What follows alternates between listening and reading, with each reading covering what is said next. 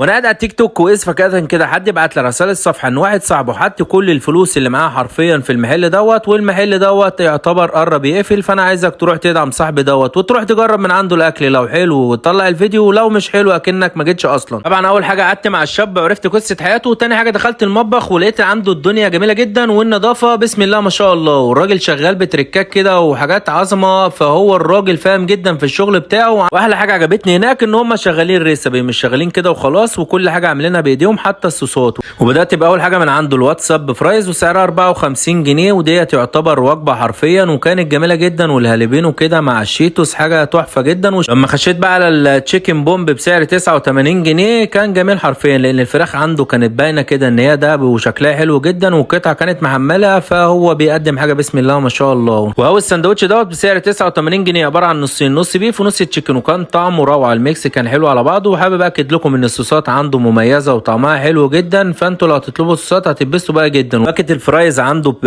20 جنيه، فهو سعره ممتاز جدا والتوابل عليه حلوه. الساندوتش دوت اسمه اولد سكول ب 89 جنيه، والبيف عنده حرفيا جميل. الراجل اكد لي ان اللحمه عنده بلدي جدا، حتى هو مش حاطط عليها توابل كتير وزحمه كتير، وعجبني المكان ده جدا، يا ريت تروحوا تزوروه. ده العنوان بتاعه اسمه برجر هاوس.